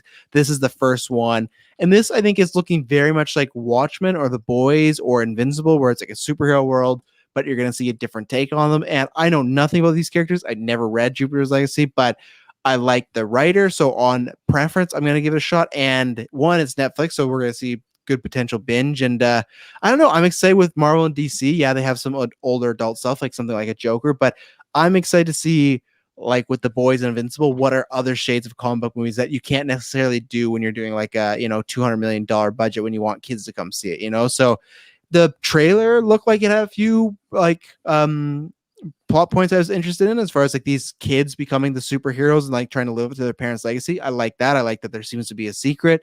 I liked effects wise, it all look good. So I'm interested. I will be checking this out, and I hope I really like it, because then I have another show that I quite enjoy. So I can't remember the date of this one actually. I feel like I'm screwing them up. May 7th. Yeah, maybe I'm screwing up. All I doubt 8 episodes come out. Yeah, maybe I'm screwing up. I doubt Army of the Dead comes out May 7th. Maybe 21st. So there you go. So there's a couple weeks in between. But what about you, Taylor? Because you're a fan of The Boys, you still haven't fucking got on the Invincible train, which is just exactly, you would like it like The Boys. Like, it's just like, I'm still waiting for you. And then you're going to do the same thing. You'll text me, it's over, be like, oh, I should have watched this a long time ago. But what do you feel about this one? Obviously, like Jessica said, we're going to have all 8 episodes in the weekend. I was Josh Duhamel in it, right? Duhamel, however you want to say it, Josh. Yeah, Joshy. I'm super. I'm excited for it. I was thinking like, oh, what? Because you sent me the things to add to the thumbnails. Like, Jupiter's Ascending 2. Where's what we're getting? I Googled it. I'm like, Joe, it's definitely gonna happen with the success of the first one. I'm thinking, okay, but there's no trailer. But here we are, Jupiter's Legacy. Yeah, and it was also a big bomb, Jupiter Ascending as well too. So yeah, all in the game. Get on the Invincible train. Yeah, everybody, if you have Amazon, there's 6 episodes. They're great. They're fantastic. Yeah, the show, it looked great. It didn't. When I look at all these kind of like the aesthetic, it reminds me almost of like TV superhero kind of stuff, like network TV superhero stuff. I've never really been able to get on board with. I tried a few times, but it's not for me. This, however, like it has a little bit of that aesthetic, but so much more of like a movie kind of like boost to it, which I like. And the storyline and the action, all the crazy villains they were showing and all the different heroes, like I was really getting excited. I love seeing the action. It looks like it's going to be like gory with some stuff too. And like, it looks like a very, very character driven story, I would say, because it looks like there's a lot of development. And I don't know anything about this series or these characters, period, but it just looks like it's based on these heroes taking the mantle over from their parents or something like that, and just like a generational thing. And I love that. I love the direction they're going to go with that, and I'm excited. It just so much heroes. The villains look cool. Like, sign me up. And you love Kick-Ass, so it's the same guy that does that. That's what I thought might be up your eye. I think when you're talking about the network look, I agree with you, but I think they are hopefully doing that almost on purpose to kind of give it that like gloss of like, oh, the superheroes look like that, and then when you get in the real world, that's how it goes. But yeah, Carl Ritchie again, as far as Invincible, yeah. So everyone watch it. It's I hope they'll do a season 2. I think they will. It's lots of talk of the town, but it's fantastic. But Jessica, what about this? Did this intrigue you at all? Are you gonna be binging this May 7th, or was this a pass for you? So, I watched this while we were starting up this, the cast. I didn't get it from the commercial that this was a series. I thought it was going to be a movie. So, is it a series? Yeah, it's 8 episodes. Oh, I thought it was a movie. I'm not the only one. Perfect. Nope. That makes me feel better. So, I mean, I'll be honest, I was kind of a little more interested in a movie. It didn't feel like enough to make me want to spend 8 hours on it. That being said, I mean, looking into it, it's basically, there was superheroes who received their powers in the 30s, but then now in the present day, their children are struggling to live up to their legacy. So it's going to have like multi-generational superheroes, which will be kind of interesting. I don't recognize any of these names, so for me, it's kind of you laugh. It's normal for me. I don't know actors' names. I'm still sad about my point on our game of Trivial Pursuit. But man, I don't know. What else do we have coming out at that point? Like, that's for me will probably be the decision of if I watch it or not. If we're busy with something else, I probably won't put out the time to binge 8 hours worth of shows in a day and a half. So, take that as you may. That's where my excitement level for this is. I could take it or leave it. Yeah, I don't think because I was looking at our recording schedule. Like we're doing like for Patreon, you guys doing all the Potter stuff. There's Cruella, so now everyone's really excited for that.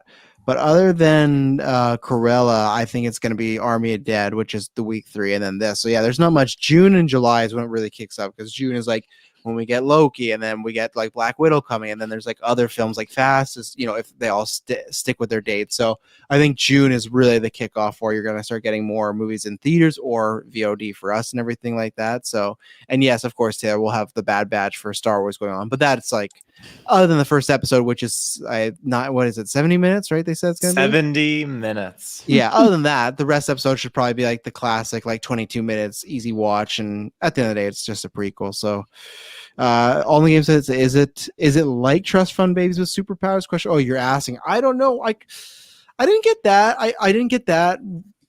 I didn't get that vibe as far as they're super rich. I got the vibe as they are just very popular now, and the public and their parents expect something. Because like maybe when these people were heroes, it was not easier, but it was like they were the first ones, so they get like critiqued a lot less. So now when you get the second batch of heroes, it's like, yeah, you weren't as good as your dad, you're not as good as your mom. So, but it could be if you mean like that sort of sense, not as far as power. I don't know, but they didn't like all the younger heroes didn't look like there's anybody other than that daughter that was too asshole-ish. They look like they're trying their best, but she's doing a photo shoot, this and that. But it's like that doesn't make her an asshole. It just means like she's maybe doing a modeling gig on the side. And what I liked about this trailer is too they showed like a lot of different locations, which I like. It's not like, oh, it's just this 1-2 room. Shot in Toronto though.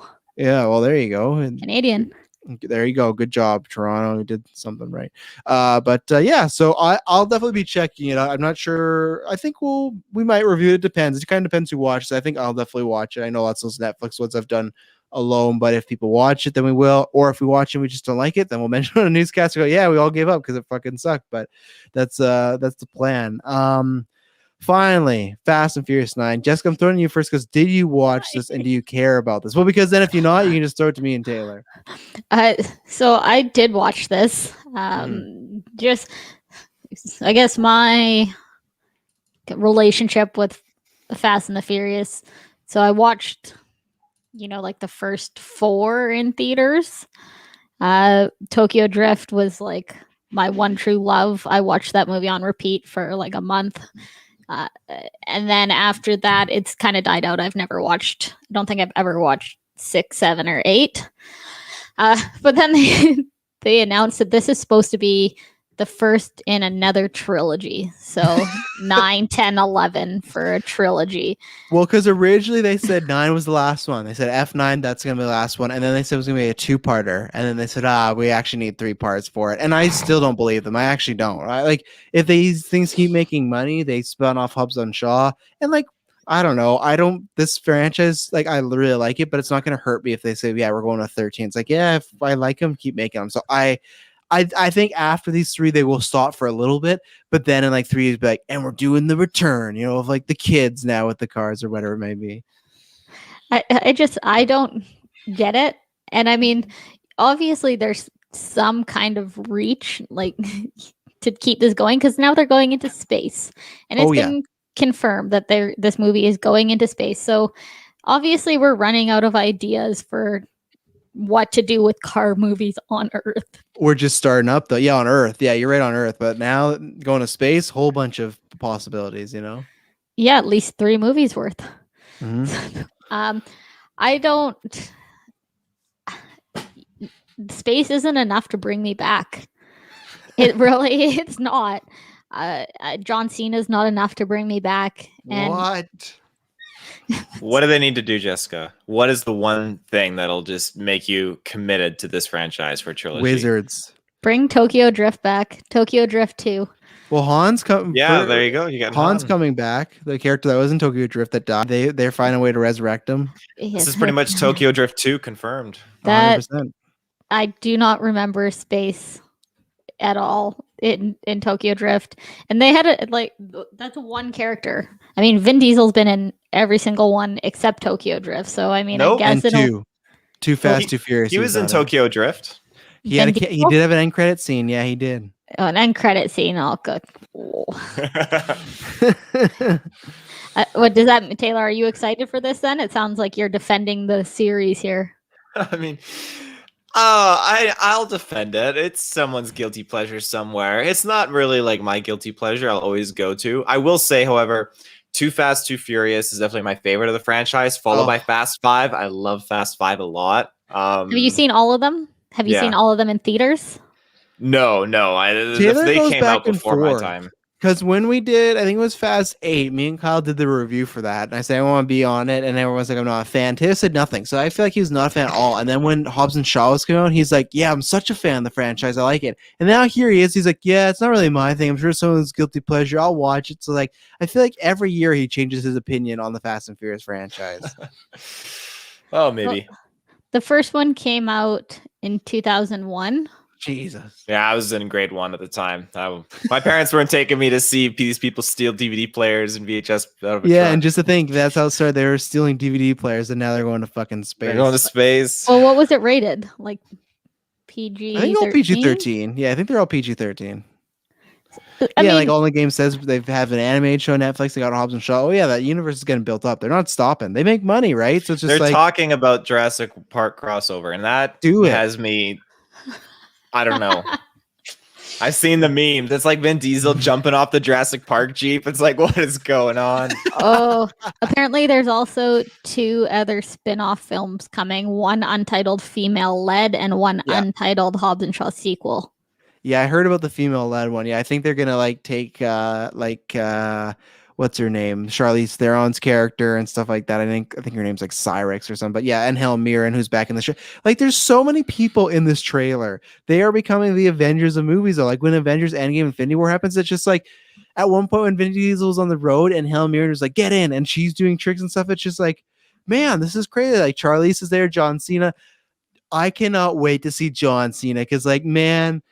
It looks so bad, but so good. Like, all his dialogue is so cheesy. I've said this before that I don't think John Cena is right doing serious roles. He needs to do comedic roles, and this is not the place for him. But man, he just looks like he's cheesing it up. And I was watching this, and every 30 seconds, like, this is fucking nuts. This is fucking nuts. And I was like, you know what? Inject it in my veins. Like, I'm ready for it. I've said this before. I think once Fast 7 happened, they've become GTA the movie, like their Grand Theft Auto, where it's like, yeah, it started as a realistic thing, but now it's like the characters are outlandish. Like, look at the last GTA; they had like aliens in it, you know. Where the first game was just about you're this guy in a mob boss family. That's it. So it's just like, I'm so here for it. I'm here for them to make as many as they want. I'm excited to see Han back, to see how they brought him back. I'm excited to see John Cena play Vin Diesel's brother. That's gonna be exciting, and yeah, I can't wait because we're gonna get our endgame moment when they do all these spin-offs and they're gonna bring them all back together. Like Hobbs and Shaw will come back, the girls will come back, all of them. We're gonna get that final movie, you know, final quotation mark. But yeah, I like them. They're just like, these are the awesome popcorn movies. So are the retros or the watch-alongs, are these going to be planned for the 11th film? I think so. I think we'll have to do it for, and I would even like, usually we don't do ones we reviewed. I would be willing to do like Fast 8, like me and Kyle reviewed, because no one else did them. So I'm willing to do that one again. But yeah, I think we'll wait till the final chapter, or if not, maybe the next one, because this year we just didn't have time because the release date switched and we're recording other stuff. But we definitely will. We will retro these at some point in our lives. So I think leading up to the 11th, because as of right now, you know, like you said, everything could change, but everywhere does seem to be reporting that it is set to be the final movie. I believe them, but then there's always time for a return, you know? Anything else on Fast? I don't think so. Oh, Should there you just go. place bets on how ridiculous it is. Like what exactly the most ridiculous thing that happens is. Jurassic Park would be the next step. That's the route to go. I'm okay with it, but like I'm okay with Fast and Furious, but I would say keep out of my franchise. Like, how would you feel if they actually did the MCU crossover with Fast? Because I think they were talking about that. It's different though because the MCU is actually quality movies, and these new Jurassic World movies are shit, just like the Fast movies. So just like it's like a buffet. Like when I go to a buffet, majority, unless it's Golden Corral, which is still questionable, but like I know I'm going to get lots of food, but it's probably not the greatest quality. That's Fast 9 and that's Jurassic World. You can mix them up. If you were to say, hey, I'm going to go take the buffet food and go put it at the keg. No, you can't do that. The keg has fucking standards. You can't do that. Like you can't mix the chicken balls in there. Where like Jurassic World and Fast 9, to me, they're on the exact same playing field. Like I really think that they're getting more cheesy. Jurassic World is doing the thing where they're bringing back a bunch of characters. I definitely wouldn't say they're on the same tier. I mean, with Fast, I mean, 100%. No, Fast just tries to like upsize themselves like every. So do every them. film. It's always like an evolved dinosaur. It's this type of dinosaur. It's this Jurassic World 3 # no hybrids. Yeah, no hybrids. Yeah, and we'll see, but I just don't believe them. So maybe yeah, maybe the next one will be on the island, and then it'll end when the volcano erupts and killed all the dinosaurs. It also kills all the car drivers. So all in the game and anyone else in chat, tell me, do you consider not Jurassic Park? Because Jurassic Park, I won't say the whole trilogy, but at least 1 and 2, one specific, those are classics. Jurassic Park to me is one of the greatest movies ever made. I'm talking about Jurassic World specifically. Would you say those are on the same quality as these newer Fast Furious? Because to me, they go globe-tropping. They're made for like popcorn butter fun. They're just adventure. There's not much story. There's not much character. It's just like spectacle. I feel like they're very similar. They're making money. And hey, people love them. Jurassic World made $1 billion. Fast and Furious usually making billions of dollars. So I'm definitely in the minority for some of those. And I guess with Fast 9, I enjoy that where like all in the game says Chris Pratt ones are trash. So that's all in games thoughts. So let us know on YouTube comments or Twitter or Facebook. If you're in the YouTube chat, let us know as well. But I'd love to get that. I would have loved it on Facebook, but Facebook took their polls option. I hate that they did that. It was such a fun way to like help decide arguments. But maybe I'll put that on Twitter. But yeah, I just feel like for me, I guess, because I love Jurassic Park and what it's become, I can't stand where I liked Fast and the Furious, but it's like, it doesn't hurt me if these ones are so cheesy and out there. I don't consider Fast and Furious from 2001 one of the greatest movies of all time. Or Jurassic Park, I do. And here we are with no hybrids and whatnot. So if you were going to watch them, would you watch them chronologically or in events? For Fast? Yeah. I actually, this watch, I should pitch that to Emily. We should do that because I did that. I think it was Spider-Man Far From Home. For the first time ever, I watched the MCU in chronological or not release order. So it started with Captain America and then when like Captain Marvel, and it was actually really fun because like they didn't plan this way, but there were still times where they'd say something and then the next movie it made sense because they built this universe. Like that's really cool. It still works. So honestly, I might because I think it goes 1, 2, and then it goes and then it goes 4, 5, 6, and then it's like Tokyo Drift, and then 7, and then so there was wow, 3 that films was that really were impressive that you got that all right. Well, because I had never seen a single one because I'm not a Cars guy. Emily was a big fan, and how I got in was The Rock, but I never even watched the one. What got me most was we're bringing Jason Statham in as a villain, and then they kind of fucking were like, he's not that bad of a guy. Now he's a part of the good guys. So I was actually disappointed with that, but I was just like, man, this is ballsy. They're doing 3 films that are just prequels. Like, who does this? All these films take place in the past, and they're really banking these 3 films have to be hits so we can get to the 7th. And guess what? They fucking did it. They did it, and they got more popular along the way. And not to make it morbid, but Paul Walker died in the middle one, and that movie came out and was a huge hit. And they found a great way to send him off with that "See You Again" and the Drive. They're just they pull it out. I don't get it, but they do. They got game. I think that's definitely the way that I'm going to watch it is because I have absolutely no idea what's going on anymore. To me, I'll watch it in the way that the storyline is supposed to make sense and lead up to it. So, So let's see. So the first Jurassic World was good and it's probably on par with the first 3 Fast and Furious movies. The second one is on par with the rest of the franchise. So here's where it's interesting with Fast and Furious though. because there's lots of people in my camp that feel Fast 5 is the best one and feel like that's like higher than the standard. So lots of people feel like there's Fast 4, Fast 5, Fast 6. Those were like a higher quality, and then the rest are kind of muddled. So I guess it depends who you ask, because I would say, because I put Tokyo Drift low, and I put Too Fast. Like here's the thing, like, but I don't put as low as Too Fast, Too Furious. So like, if you're saying that's on par with the first three, and the second one's on par with the rest of the franchise, I don't know. That you got a lot of different takes going on there. Well, but actually, Carl, you did say you stopped after 4, so you've never seen Fast 5, which people say is like the resurgence of the franchise. It is pretty good. It is like the kind of Rock shot yourself in the foot there, Carl. I'm sorry. Yeah, so that's the thing where it's like you're judging on a bad scale there. So go check out the other ones, Carl. You won't regret it. You might. I look forward to his response. Yeah. Taylor, you might have some news, but let me and Jessica talk about this quickly, and then you can throw up. So, The Circle is back. So, if you don't know anything about Netflix and us, we have now adopted, sometimes talking about the reality show. So, last year they had Circle, Love is Blind, and Too Hot to Handle. Love is Blind is the only one as a group we all collectively enjoyed and liked and watched them all. So, I'm waiting. They announced Too Hot to Handle and this.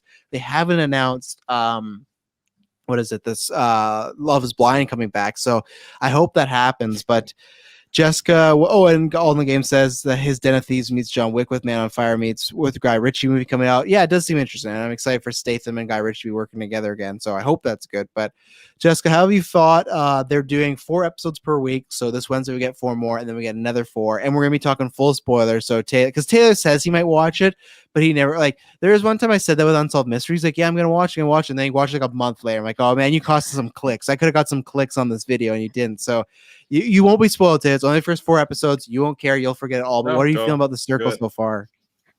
Okay, so I am definitely guilty pleasure for The Circle. I've watched because they have the multiple spinoffs they did. I know France did one.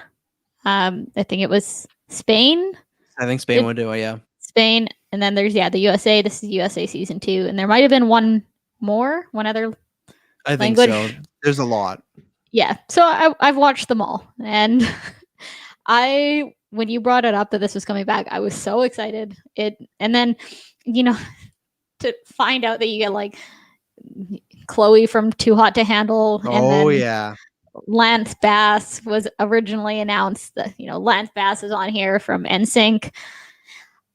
And then, so just kind of to continue on that, I don't know how you want to spin this, because do you want to talk about, like, I really hate some of the characters already, just general thoughts? Well, to set this up, I guess I should also say, in case anyone's never watched this, is The Circle is they take like 8 people, kind of change the number, they take 8 people and they can go in there and they choose to be like, hey, you can play yourself. So I'd be like, hey, I'm Travis, or I'm going to go catfish and be like, I'm going to pretend I'm Taylor. And it is like, it's kind of like a popularity contest, but it's like you're supposed to build connections with people, and then you get ranked on popularity or likability, and then you can get ousted and everything like that. You can only see people's profiles. So you only get to see their picture and what they've written about themselves.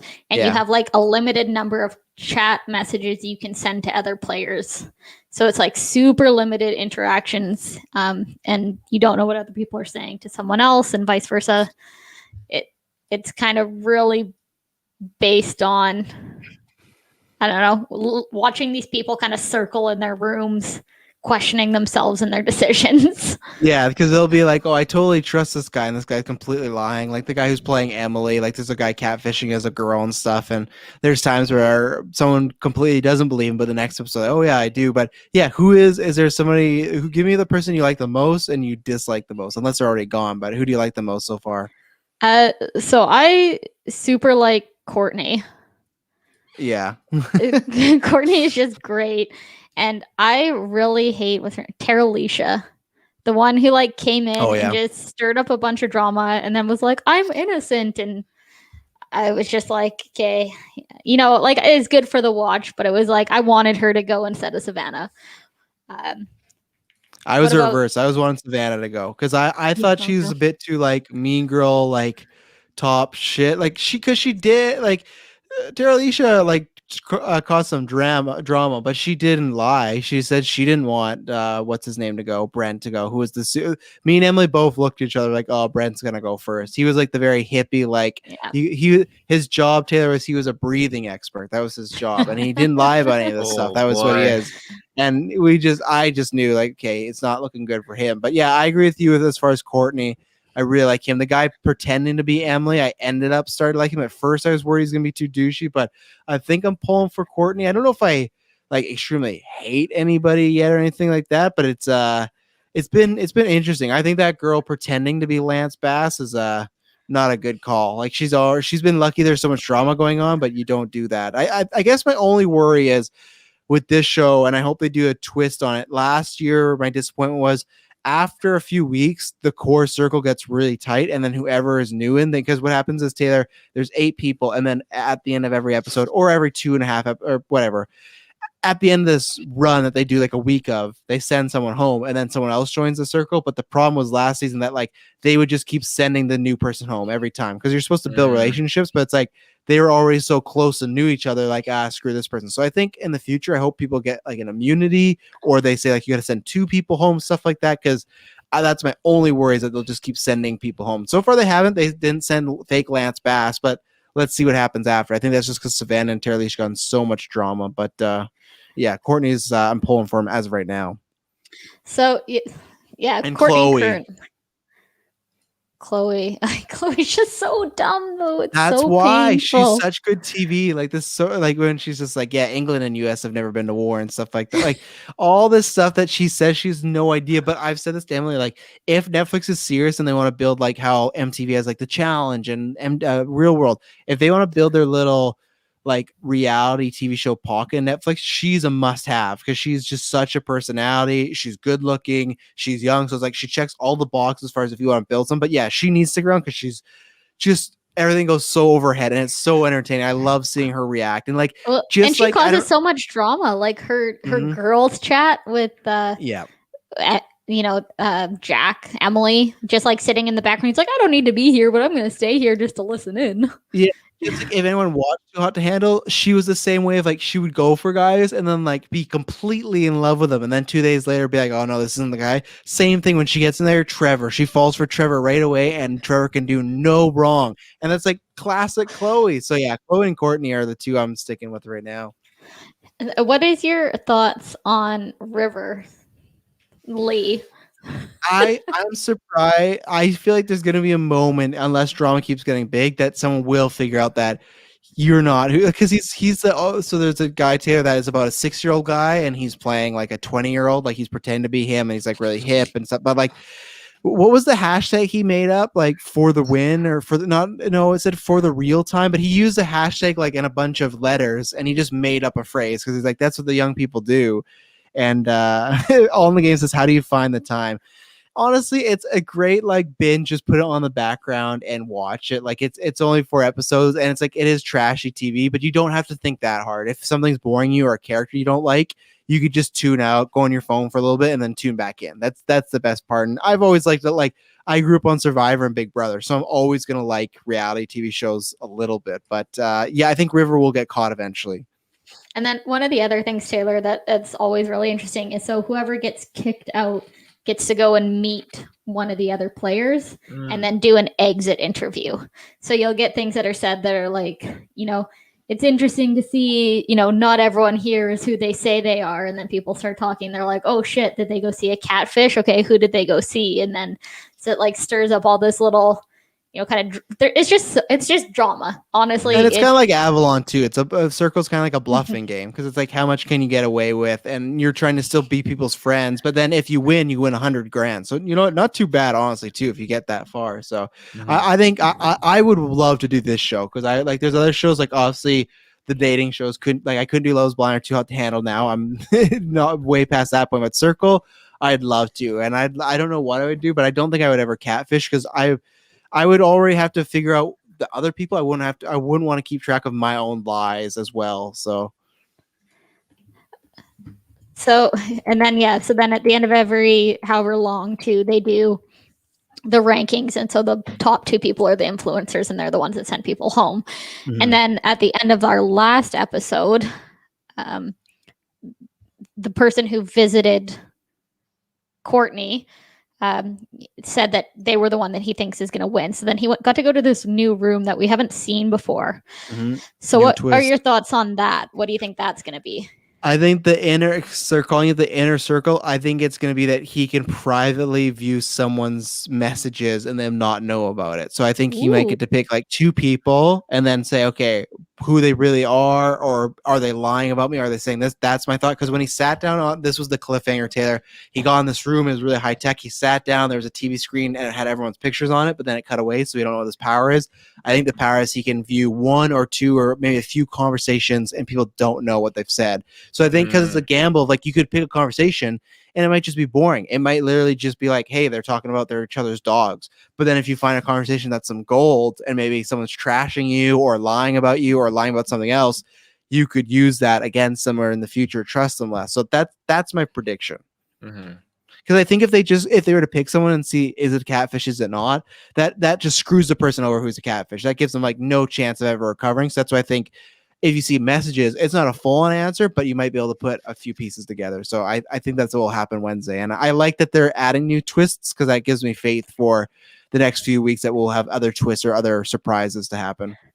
Yeah, when they first said, you have to go to the person that you feel is most deserving to win, I was like, okay, well, what the fudge is that? Like, you can't just force them. But then after, it's like, okay, so you pick the person that you think is deserving, and then they get a bonus. And it's like, okay, I feel better about this now, because at first I was like, why all of a sudden for this one person do they not get to have full reign to go visit whoever they want?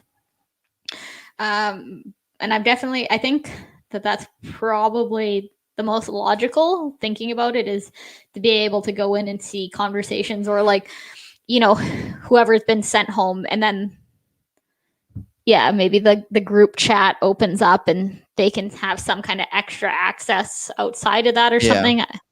I don't know what it'll quite be, but I think for me that, like you said, that they are adding in new pieces to it, it'll definitely help keep it interesting. Yeah, so we'll see who goes home next week. I'm excited for the 4. I like that. I like it at least better than week to week. Getting 1 week to week, I don't know, that would have been tough, but 4, okay, that's good enough for me. And then they'll probably do a reunion episode. They usually do that, or a finale. So and it's 12 episodes. Yeah, so 2 more weeks. Yeah, 2 more weeks of the circle, and then we'll get Too Hot to Handle, and then Love is Blind. Just come on back. I'm ready for us to talk about it. I'm ready, especially because we picked up some fans from that and we haven't been able to give them that content, and I just the memes that we got from there, just really good. So yeah. Taylor, you have anything else to shout out before we end this, or? Oh, I don't think I do. No, there you go. Unless Jessica, got anything else? Well, there you go. Carlos Richie says, if you really want a good reality show, check out Lego Masters. I hate Lego with a passion, but watch it with my son. It was great. Naked Attraction is a reality TV show that comes close to scraping the barrel, but that's saying something. Naked Attraction. What is Naked Attraction? So just to shut it out before we completely get away from the circle, apparently they have there's 4 and then 4 on the 21st, 4 on the 28th, and then 1 episode on May 5th. Yeah, probably reunion episode, and they meet everybody and talk about hey, you're so. I hope that's not like the finale / reunion episode. And watch all of these and then have to wait another week. Like, what the fudge? I hope not. Well, ladies and gentlemen, that was the newscast. Thank you very much for tuning in. And like I said, we did this a little bit early. Thank you everyone in the chat. That was lots of fun. You guys always keeping it lively and whatnot. But we did this a little early because we got lots of content coming this out. Like I said, check out our charity tournament that we're entering. Check out the new feeds. Check out the new podcast. Check out the reviews we got going on. And we promise you, it'll not be boring. Bye. Bye-bye. Sleep.